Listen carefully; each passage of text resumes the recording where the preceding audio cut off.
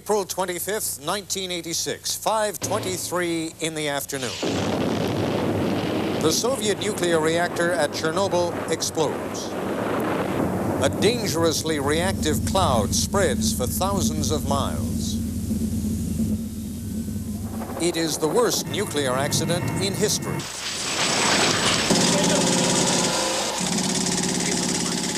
Good evening, I'm Ted Koppel, and this is Nightline.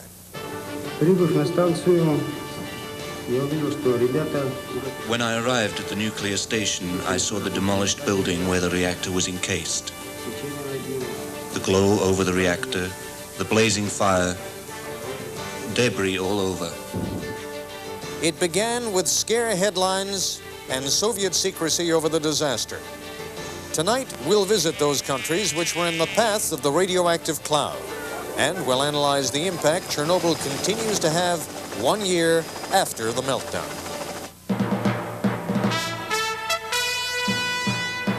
This is ABC News Nightline. Reporting from Washington, Ted Koppel. It's been a year since the Chernobyl nuclear disaster, and in Moscow today, Soviet officials held a news conference. The temperature inside the ruined reactor is still roughly at the boiling point, but 1 year ago, it was near 4,000 degrees Fahrenheit. Officials emphasized the positive news that most people in the Chernobyl area are in good health, and that radiation levels in farm products and soil near the plant have almost returned to normal. But that is a very sunny and somewhat misleading view. As you will see and hear over the next several minutes, the after effects of the radiation have been wide-reaching and in some cases deadly. It's true to say that it could have been much worse, but as John Lawrence reports, it's been bad enough.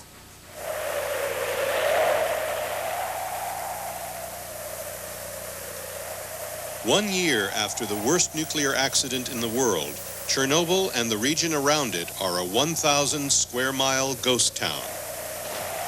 The 135,000 people who lived and worked here are gone for good, their homes and possessions abandoned. The area so contaminated with radiation that it will be uninhabitable for 50 years. 31 Russians are dead. Thousands will die in the years ahead, in and outside of the Soviet Union, from cancers caused by the radiation. Europeans, who are most affected by the accident, call it the catastrophe. This is a simulated reconstruction of the explosion that blew the roof off the reactor and sent some 50 million curies of radioactive debris into the atmosphere. By comparison, the nuclear accident at 3 Mile Island in Pennsylvania 8 years ago was a matchstick in a forest fire. The dangerous radiation released at Chernobyl was 1.5 million times greater than that which escaped at 3 Mile Island. This was the big one, in my own view. I think that since the start of the time when man became an industrial animal, there hasn't been any sort of accident which has had such widespread effects. All around Eastern and Western Europe, the social, political, economic, and health effects of Chernobyl are still being felt. The radioactive fallout from the accident did not recognize borders. It moved with the wind and fell with the rain, spreading across Europe in a long plume, like an invisible cloud. The day after the accident, the prevailing winds around Chernobyl shifted to the west, toward Poland. And it was here, in northeastern Poland, near the Soviet border, that the radiation fell, contaminating the land, the livestock, the food, and in some cases, the people. April 1986, a few days after the accident. Polish authorities order every child under 16 to take doses of iodine as a precaution against radiation poisoning. The public is alarmed. No one knows how dangerous the radiation is or how long it will last. Reliable information is in short supply. Jestem oburzona, jestem bardzo zdenerwowana i boję się o swoje dzieci pouglowe wszystkie. My stoimy tyle czasu i nie ma... Tak mamy podany preparat co najmniej o 2 doby za późno. I jeszcze nie ma go, no jak można w ten sposób traktować nasze dzieci? As children wait for iodine, the Polish government struggles to keep the public informed. Its Soviet neighbors do not help with details of the accident. People do not believe what they're being told.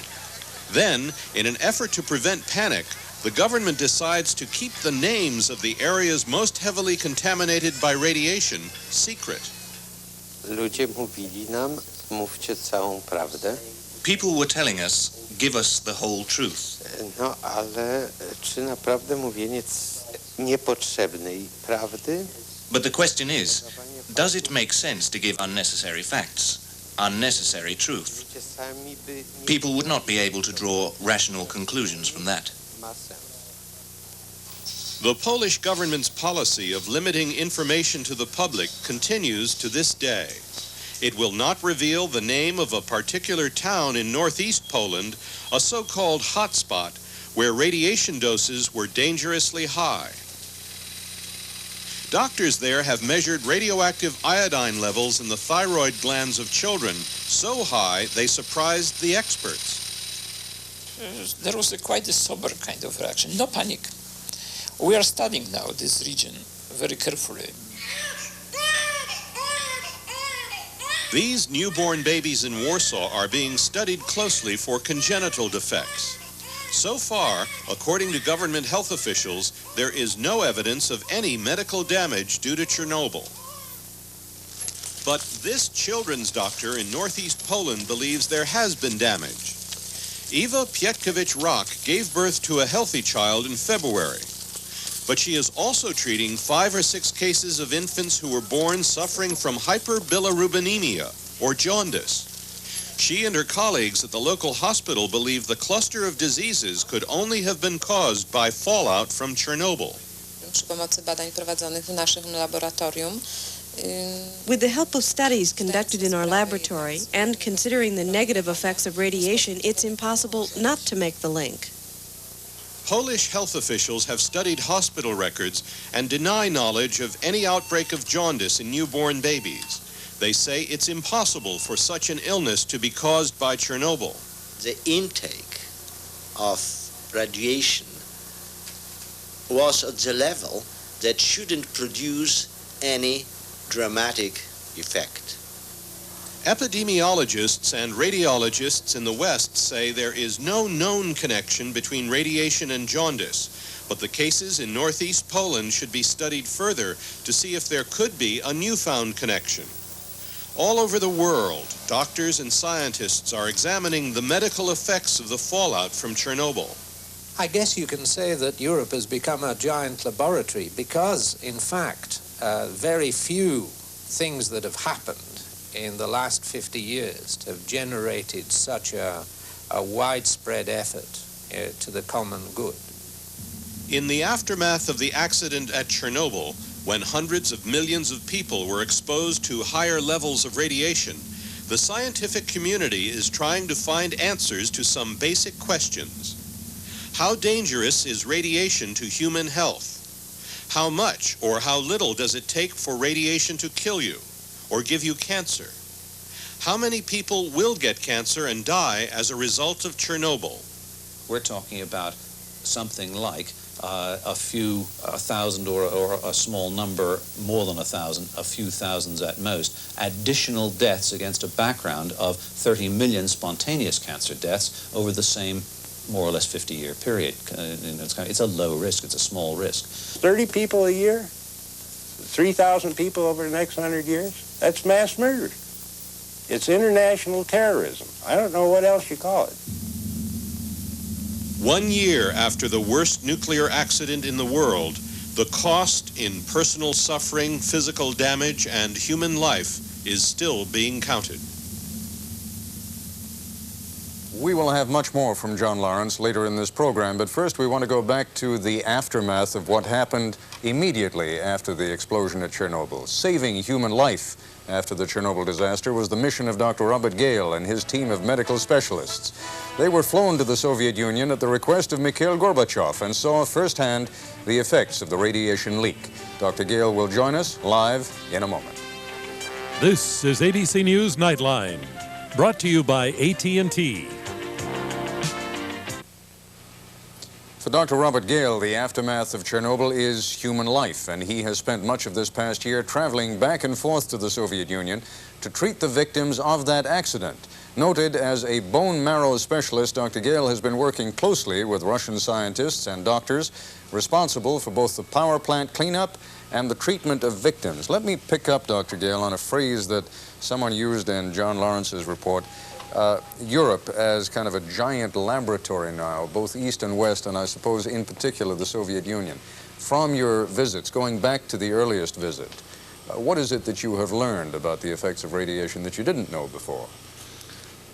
Well, we've learned a number of things. We know that these kind of accidents are even more complex than we imagined.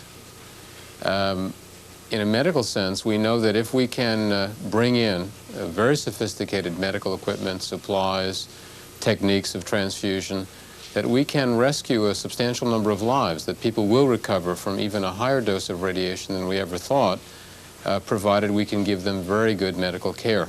Have you, for example, dealt with some of the firemen, some of the miners who were taken to the site within a matter of days after the explosion, and some of whom have recovered after a fairly protracted illness, I gather?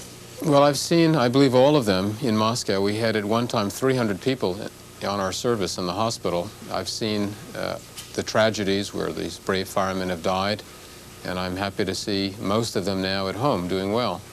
Tell me what you found. You actually went to Chernobyl, didn't you? I've been there several times. Now, tell me what you found the first time. How soon after the incident were you there? Well, I got to Chernobyl about 3 weeks after the accident. We were all in Moscow working on the victims most of the time before that. And I flew over it in a helicopter.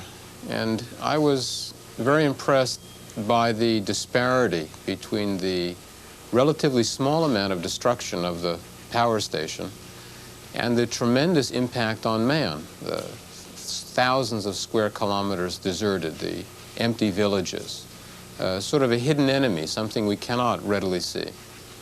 How do you, in fact, I mean, beyond going through with Geiger counters or whatever other devices one uses to measure radiation, how do you know what the damage is going to be? Are there, in other words, what I'm asking, I guess, is, are there still hidden things, the effect of which we simply do not yet know and may not know for another generation or two? Well, I think there is always the possibility that some undescribed radiation effect may occur. And the situation we deal with is exceedingly complex. Fish with radiation, plants with radiation. But I think we have a very reasonable idea of what the effects on humans are going to be. And there's a pretty good consensus amongst scientists around the world of how many cases will be affected by Chernobyl. Now, I've heard a variety of numbers. What is the number that you say is the consensus? Well, I think when we speak about cancers, which are the most serious effect, that we speak of a range, maybe something as low as 2,000 and maybe something as high as 75,000 cancer deaths in the next 50 years. Now, I know that sounds like a tremendous range, but I think it's a pretty tight range considering the complexity of the situation, and ourselves and the Soviets and many of the people we'll hear from later on would agree that that range covers the span. For birth defects, it's probably something less than 1,000, and for genetic abnormalities, it's less than 5,000. Now, when you use those numbers, you're speaking in terms of the overall effect or just the effect within the Soviet Union itself? No, I'm speaking of the overall effect, but you bring up a good point, which is that almost 50 or 60% of these cases, these adverse effects, are likely to be outside of the Soviet Union. And that's an important message for all of us. That is, when a country has a nuclear reactor accident, it's not just the problem of that country, it's a problem for the whole world. Resolve something for me, if you will. The Soviets at that news conference in Moscow today, and I reported it at the top of this broadcast, gave kind of a benign view, suggesting that the area around Chernobyl, was not poisoned, that the soil and the vegetation there was going to be fit for habitation and use again fairly shortly. And that goes directly contrary to what John Lawrence was telling us at the beginning of the report, namely that there's kind of a 1,000 square mile area around the plant at Chernobyl that's going to be dead for the next 50 years at least.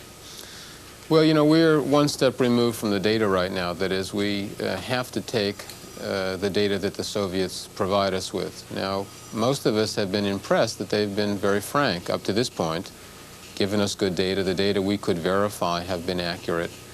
So I think we have to sort of reserve judgment.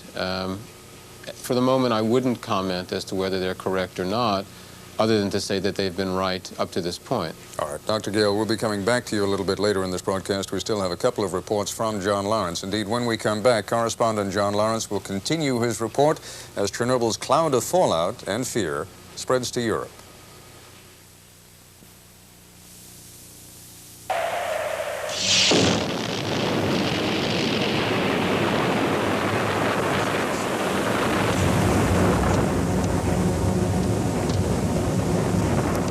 It is one of the conditions that makes us vulnerable. We tend to fear most what we cannot see or understand.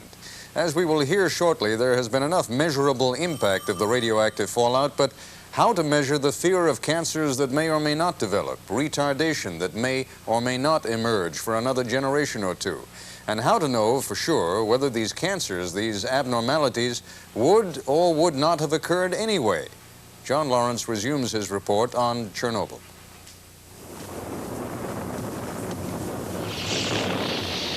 With the roof of the reactor a jagged hole, with its graphite casing on fire and its radioactive core raging out of control, with invisible poisons spewing into the atmosphere, nuclear power station number 4 at Chernobyl erupted like a vengeful volcano. It took 10 days to control. One of the first to arrive was the Chernobyl fire chief, Leonid Telyatnikov. When I arrived at the nuclear station, I saw the demolished building where the reactor was encased. The glow over the reactor, the blazing fire, debris all over. The Soviets attacked the crisis as if they were at war.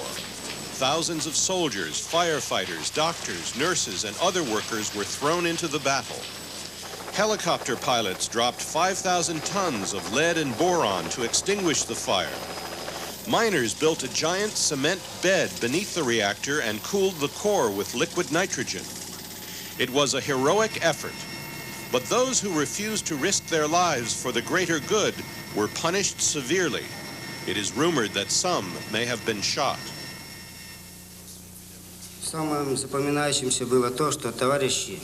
The most remarkable thing on the scene was that my colleagues, my friends, were trying to get the fire before the radiation would get us. They were real heroes. The radiation did get Telyatnikov and nearly killed him. He took 6 months to recover.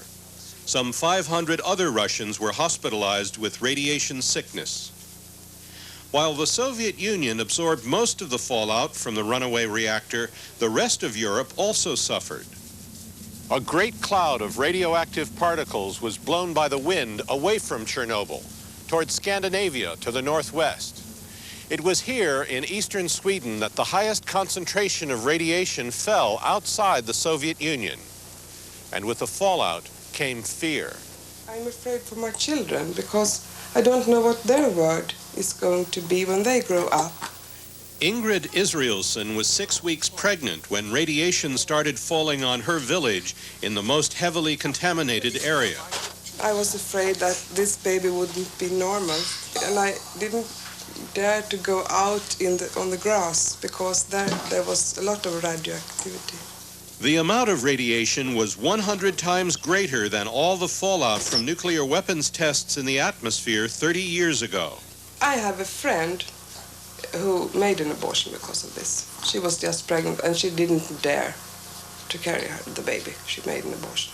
Ingrid decided against an abortion. He's a normal boy, I think. He's healthy, but I don't know what's happened to him in the future, and I don't know what's happened to his children. What Ingrid Israelson is afraid of is that her 4 sons may suffer genetic damage or get cancer from the extra radiation.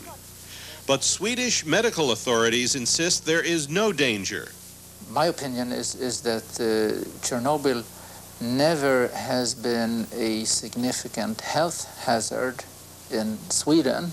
It was a terrible health hazard in the Soviet Union, but not in Sweden. To make sure, a study is underway to measure the amount of radioactive cesium in the bodies of the Swedish population. The unit of measurement is the becquerel. Before Chernobyl, the average amount of cesium was less than 80 becquerels per person. Now, scientists are finding people with as much as 10,000 becquerels of radiation in their bodies. So, how dangerous is the extra radiation?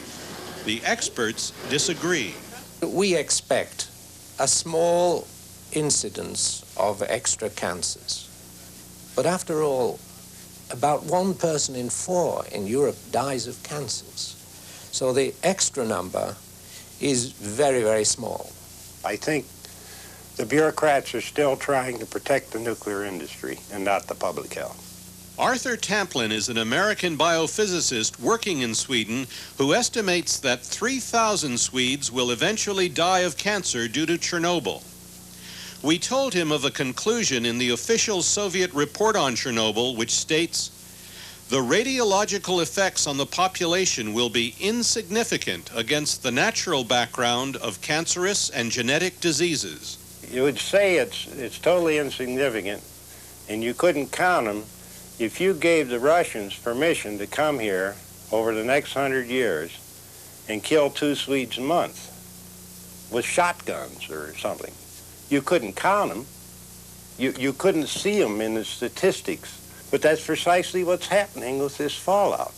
The Russians have been given permission over the next 100 years to come in every other week and kill a Swede.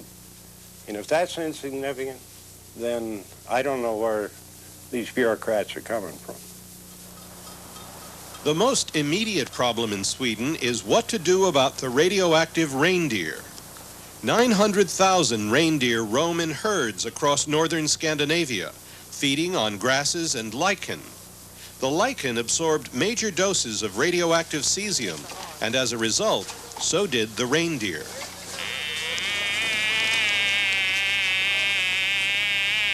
Lasse Anderson is measuring the radioactivity of one reindeer with a Geiger counter.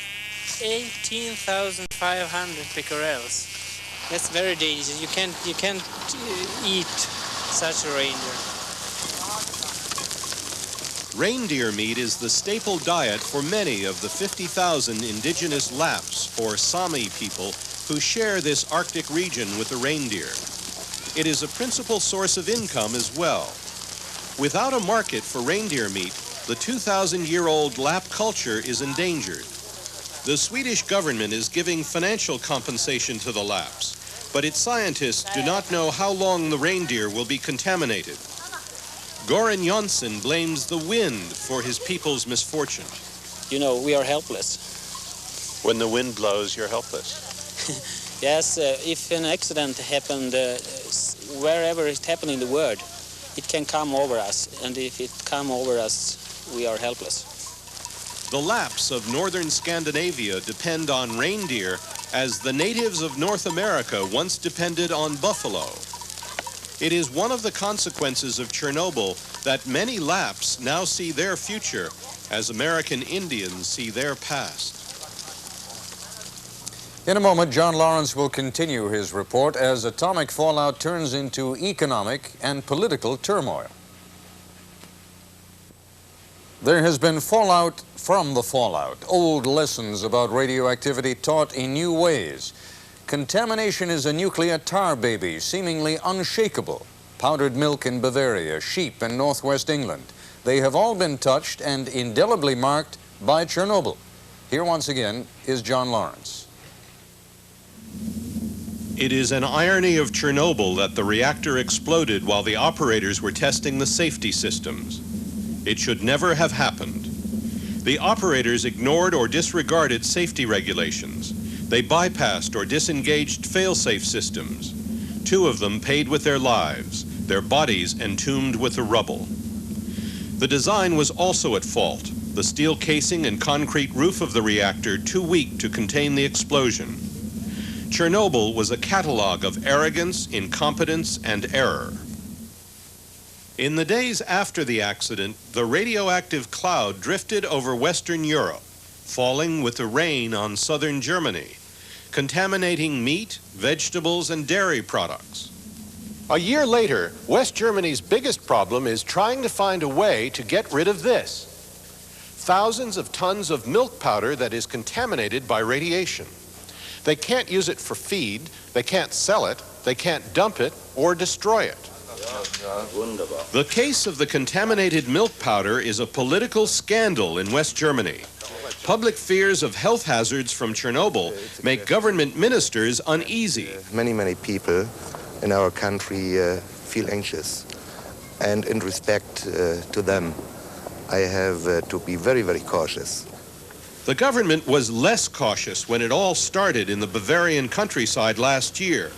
German cows ate grass contaminated by Russian radioactivity. The cows produced milk unfit for human consumption. The Megla Milk Company, the biggest in southern Germany, couldn't sell the contaminated milk, so it turned it into contaminated cheese, and then into contaminated powder. With thousands of tons of inedible powder sitting around, the West German government then bought it from the milk company. The government tried several possibilities to get rid of it, to store it in a mine, to burn it, or do something else with it. Just take it out of the market, and after that did not work out, they changed their mind and say, maybe it's not too bad to sell it. And sell it they did, contaminated or not, and packed it in railroad cars for shipment to Egypt. Oh, no, you don't, said a group of German environmentalists who blocked the railroad tracks. If it's a health hazard in Europe, they argued, it will still be a health hazard in the third world. Embarrassed, the government backed down, and the milk powder stayed in Germany. Was the government saying that it was not good enough for Germans to use, but it could be used on foreign countries? Well, if you put it this way, it was somehow like that, yes. The milk powder kept moving around Germany until it ended up in military camps, where it remains. Environmentalist Petra Kelly suspects there may be more to the case. There is a feeling that the milk powder is just the tip of the iceberg, that if you look at the hay, you look at the amount of food that was given to the animals, you look at all the mushrooms and the berries in the woods, you look at the marmalade, you look at all the juice produced, that this is just the tip of the iceberg. Kelly and her colleagues in the political party known as the Greens celebrated their substantial gains in the West German elections earlier this year. Those gains were the result of public concern over the widespread fallout from Chernobyl and its far-reaching effects. 1 week after the explosion, the nuclear power plant was still spewing radiation, and the giant cloud was spreading across Europe, now turning toward England. More than 1,500 miles away from Chernobyl, in the northwest part of England known as Cumbria, people are still feeling the effects of that faraway accident. Their land was contaminated by radioactive fallout. 40 years into the atomic age, and nobody can tell us how long this Chernobyl fallout incident is going to affect us. Now, that, I think, is irresponsible, not just ironic, totally irresponsible. Sheep farmers here are upset because they don't know how long their land and their livestock will be contaminated. The British government keeps a close check on radiation levels, forbidding the sale, slaughter, or movement of some 260,000 sheep in England and Wales. The farmers who are still affected by the ban see the fallout from Chernobyl as a blight. Are you a victim? Yes, of course I'm a victim. I can't sell my farm. We don't know what's going to happen tomorrow. Even when the ban is lifted, if it's lifted, there'll still be a latent blight left. We'll never recover what we've lost. What Dennis Holliday has lost most is his sense of security. He doesn't trust the radiation experts who tell him his sheep are not safe enough for people to eat, but his land is safe enough for him to live on. That's as little as these people know. It's all right talking about safety. How can you be sure that they're talking about safety when they can't tell you anything about the Chernobyl business and how long it's going to be with us? Are you worried about the children? Worried about the children? Look, if I could get 1,000 miles away from here, I would. But where do you go in this world now to be safe? Yes, but this is the problem. This is the problem. Nuclear safety was one of the subjects that was discussed recently by this group of farmers in Cumbria. Their education, experience, and common sense have earned them the local nickname, the Council of Wise Men. Louis Howson recalled the early days of nuclear fission during World War II. And I was in the Pacific when the war happened, when the war ended. And I'll tell you, I threw my hat in the air when I heard these Japs had a bomb dropping them. Great thing. But, you know, I've different thoughts now about blooming bombs dropping. Particularly since this has really focused my mind in like I never had before. Nuclear power station number 4 at Chernobyl is now encased in steel and concrete and must stay that way for centuries. British experts estimate the number of Europeans outside the Soviet Union who will die in the next 50 years of cancers caused by fallout from Chernobyl will be up to 6,000. Soviet experts originally estimated the number who will die in Russia to be up to 40,000. Recently, they revised their figures to a few hundred. Most American experts believe the overall death toll will be in the tens or hundreds of thousands. John Lawrence for Nightline in London. One of the lessons being learned from Chernobyl is that we are an international society made smaller and more fragile by scientific advancements. Advancements that require increased international cooperation and communication. When we return, we'll talk with Morris Rosen, whose organization promotes the early dissemination of information after any accident, and Robert Pollard, a nuclear safety engineer with the Union of Concerned Scientists. And we were accused of not, informing the governments of the proper countries. It happened on Saturday, and the governments of proper countries are usually on holidays on weekends. Oh, come on. Monday, come on, on Mr. Monday, no, they no, no, received... The International Atomic Energy Agency has a mandate to promote the safe use of nuclear energy worldwide. Joining us now live from Vienna is the director of the Division of Nuclear Safety, Morris Rosen.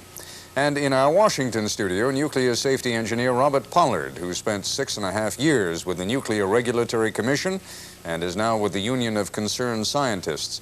You remember that moment to begin with, I mean, the Russians took a particularly ham-fisted approach, Mr. Pollard. Later on, and in fact quite soon thereafter, they became much more free with their information, and indeed, as I think Dr. Gale observed at the beginning of this program, now have been very good about passing out information. But is there enough flow of information among and between governments now? Well, I think not. You'll have to recall also the U.S. government officials and the utility in 3 Mile Island. They were not honest in the early stages of the accident at 3 Mile Island either. This problem of how do we share valid information with the public in many countries, it makes me very concerned because I hear tonight for the first time a government official talking about unnecessary truth, that people couldn't make rational decisions. Yeah, that was the Polish government official who, in fact, I believe it was the spokesman of the Polish government who said that. And I'm concerned, even if there were an agreement, perhaps Dr. Rosen could point out, how can we be sure that even our government would be honest with us if we were having the levels of fallout which Poland experienced? Well, Dr. Rosen, address that if you would, because I think what we have here is a great deal of fear, some of it warranted, much of it I'm sure unwarranted. But when government spokesmen, as the Polish government spokesman just did, take the position that there are some truths that the public just should not know, that obviously causes people to become a little paranoid. What is everyone keeping from us? Well, let me say that I have no doubt that openness is important for nuclear safety and for the public to accept nuclear power. And at the International Atomic Energy Agency, you may know that we have worked on 2 international conventions that are now in force. They have been signed by 60 countries, which now, by international agreement, will require information exchange, early information exchange, and emergency assistance. They're two separate conventions. The information exchange that you speak of, Dr. Rosen, is among governments, right? That doesn't necessarily mean that the people in each country will know what information is being exchanged. Well, I think that is a decision for each country. I think what we will do on the international scale is to assure that the governments are as informed as possible. Each of the countries has its own political structure, its own needs, its own public. It understands its public the best, and we on the international level would not interfere with that. If I may, however, in the discussion that I've heard in the program, I would like to put some of this into perspective. I think when you talk about nuclear power and nuclear safety, it seems to be taken in isolation. When you talk about Chernobyl and the deaths from Chernobyl, the figures of thousands, and then we divide by 50 years and we talk about 30 or 100 additional deaths per year, and I hear words about this is nuclear terrorism. And this is unacceptable. What I say to you is compare the alternative. The alternative to nuclear power is probably coal and oil for the near future. You know that coal and oil are environmental pollutants and kill for normal operation and cause health effects. If I just talk about coal mining accidents, you look at Chernobyl, 6,000 megawatts of electricity produced at Chernobyl. You have to mine the coal for Chernobyl if there was an alternative. The deaths in just coal mining accidents can be hundreds per year, and it's never put into perspective with nuclear power. All right, let me talk about airplane accidents. You have accidents that cause 100 deaths per year, per accident. Yet the alternative is driving a car, and people accept airplane accidents because it's safer. I say that you can accept nuclear power because environmentally, in the long run, it is safer. All right, Mr. Pollard, you have me at a bit of a disadvantage because your earpiece has fallen out and you can't hear when I'm trying to interrupt you. But let me ask I beg your pardon, Dr. Rosen, let me ask Mr. Pollard. Well, I think Dr. Rosen is doing a very good job for his employer of trying to sell nuclear power. But I think your audience tonight, Mr. Koppel, realizes that the effects of Chernobyl are not acceptable, and in no way are they comparative to the effects of coal or oil electric plants. Well, why not? I mean, do it on I understand that, and indeed I think one of the British delegates to the conference that Dr. Rosen attended pointed out that for each individual who dies, there is only one death that really counts, and that is his or her own. But if you will, respond then on the same terms that, you know, people die in automobile accidents. We kill 50,000 people on our highways every year in this country. Well, I think the way to respond is there is no way that any coal-fired electric plant is going to instill fear into mothers for their children that's going to go on generation after generation. It's not the same thing. And my feeling is if we don't have the expertise to learn how to mine coal safely and burn it cleanly, we have no chance of developing a safe nuclear power plant and disposing of all this highly radioactive waste in a safe manner. All right, gentlemen, let's hold on because I think you have touched on a key issue, and that is how this can go on generation after generation, and still we are dealing with this issue of fear, rational or irrational. When we return, we'll be joined by Jacob Fabricant, an expert on radiation who describes Chernobyl as the worst possible nuclear accident we could dream of. Dr. Jacob Fabricant is a professor of radiology at the University of California School of Medicine in San Francisco, where he joins us live now from our bureau. During the 1979 accident at 3 Mile Island, Dr. Fabricant served as a radiation specialist and medical advisor during the cleanup activities. That quote that I attributed to you a moment ago, the worst possible nuclear accident we could dream of at Chernobyl, you still hold to that view today? Oh, yes, I do, Mr. Koppel. Why? If one considers the tragedy of 3 Mile Island, the amount of damage that did occur, the status of the meltdown of the fuel, and the very fact that that particular design of the reactor or the reactor vessel contained the large amount of radioactivity, and therefore there was very little contamination of the atmosphere. And then compare that with the tragedy that occurred at Chernobyl, with a loss of a large amount of the radioactivity, the fuel itself, and a large amount of the radioactivity or the plume that was released at the time of the accident with poor or minimal containment, then one can see that under the worst circumstances, we might consider the Chernobyl accident to be the most devastating, a tragic situation that occurred. And under the best circumstances, if one sees a tragic accident, one has to place into perspective, as Mr. John Lawrence did, that the 3 Mile Island accident was not that severe. So somewhere between the two, as we perceive accidents to occur in the future, and they will because of human error, then one can conclude that the Chernobyl reactor accident was probably the most tragic and will be the most tragic. And yet, when one looks at the numbers, when one does look at it statistically, and I realize that's a very cold and calculating way to do it, 31 people killed, the possibility that over the next 50 years or so, a few thousand more will die, it doesn't seem quite as cataclysmic as perhaps, you know, some of these expressions of concern would suggest. I would agree with you completely. And that might be able to place nuclear reactor accidents and nuclear energy in better perspective, as Dr. Rosen would want it to be.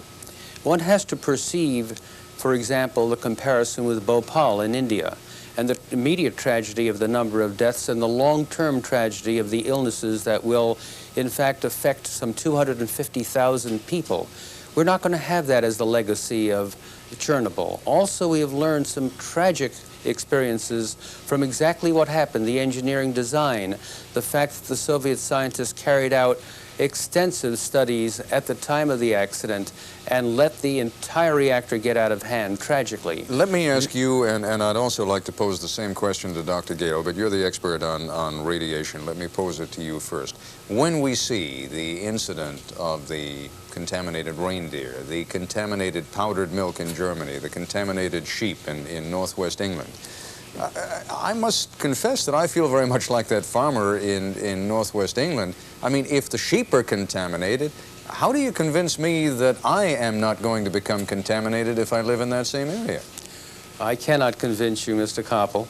But the important thing here is that each country, each nation, each state has a particular level of protective action to protect the public against any unnecessary or excessive radiation by ingestion of foods, by the drinking of water, by the drinking of milk.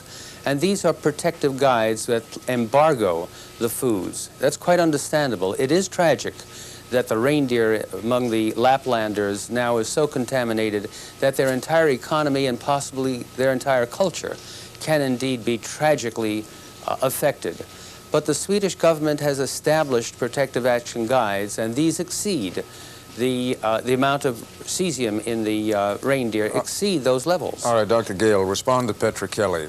She points to the contaminated dried milk, and she says, all right, what about the mushrooms? What about the berries in the forest? What about the grass? What about the hay?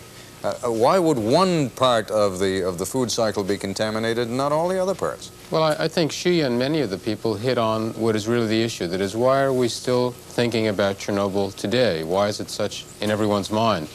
And I think the answer is that the atomic bomb, when it was dropped, as that English farmer said, it didn't make a major impression on us. It seemed like the right thing to do at the time. And now we understand what are the dangers of nuclear energy. Chernobyl would look like nothing in the context of the intentional use of nuclear weapons.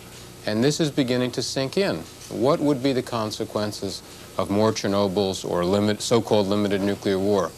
And I think people now realize that we have got to do everything we can to make sure that these events do not occur, both in a peaceful context and particularly in a non-peaceful context. All right, gentlemen, I thank you very much. We expanded the program to an hour tonight, thought that would be enough. It clearly hasn't been, and I'm sorry that we haven't been able to hear more from each of you. You all have a great deal to contribute, but I'm very grateful to you for being with us this evening. Thank you so much. We'll have 2 program notes when we return in a moment. And finally, a couple of program notes. Tomorrow night, the premiere broadcast of the Jennings-Koppel Report, Ronald Reagan Memo to the Future, an examination of the president's life and leadership from his early days to the White House. And on Friday night, ABC News Close-Up will air The Bomb Factory, a one-hour documentary charging American nuclear weapons plants with being a national disgrace, threatening workers, the environment, and our national security. That's our report for tonight. I'm Ted Koppel in Washington. For all of us here at ABC News, good night. This has been ABC News Nightline. If you wish a printed transcript of this or any Nightline broadcast, please send $3 to Nightline Transcripts, 2 John Street, New York, New York, 10038. Nightline is a presentation of ABC News.